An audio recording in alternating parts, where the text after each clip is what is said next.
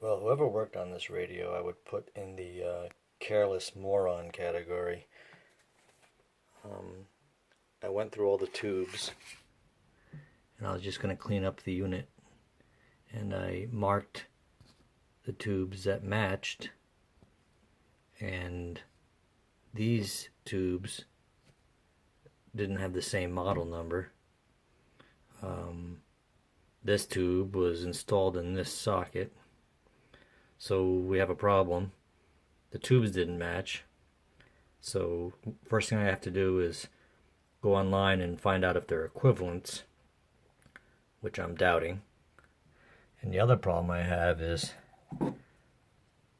if I look at the tubes and kind of roll them around,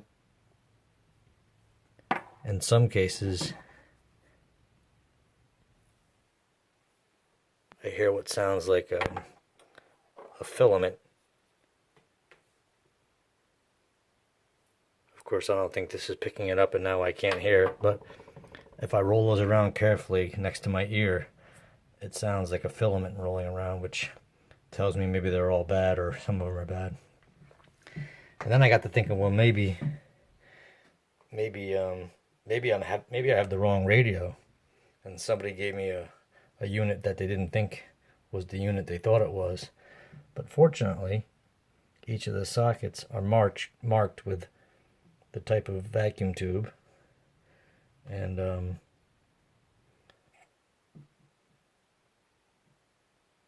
that matches the schematic. So the good news is I have the radio I think I have.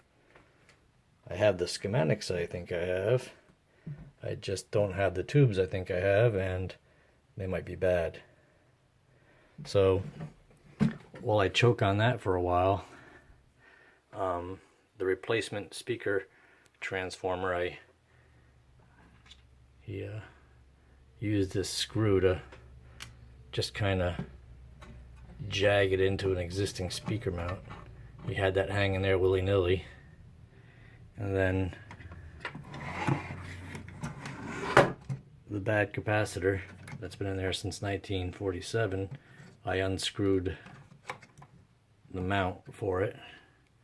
That came out relatively decently. So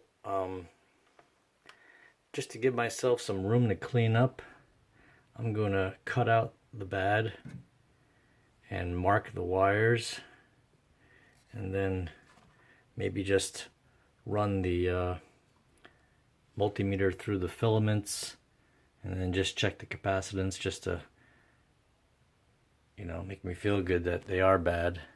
And then I'm going to have to decide whether this existing original transformer, did a wire just break, or is there a way I can measure it? Do I even know what to replace it with? Is the one on top any good? So I'm just going to cut this all out and mark it, and see if I can clean her up a little bit, and plan my attack, and maybe order tubes if I need to, and start looking at capacitors online, just to see where I am with this heap of shit. Thanks for tuning in. More to come. Okay, so I took out that transformer that was mounted, labeled the speaker wires, labeled speaker transformer, got that shit out of there, and I removed the line filter capacitor from that mount, marked the speaker wires down below where I disconnected them, and marked the power line and the filter capacitor leads. I just left them hanging there so I could find them later. And yeah, I don't know if this transformer is bad or it just broke and he didn't want to reinstall it. So I can see some nubs there, and there's a secondary coil there, and Is there another one there anywhere? Nice. So, I don't know if I can, I'm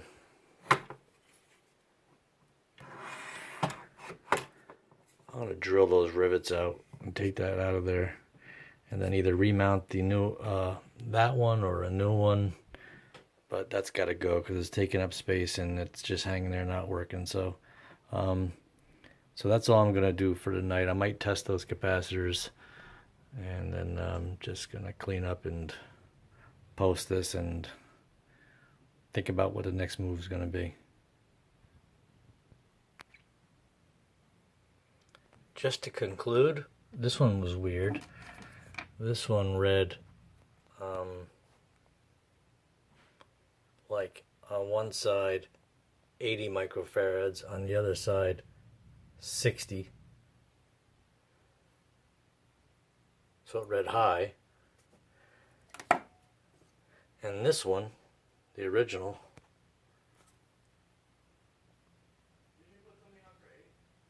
read, come on, focus, you fucking shithead.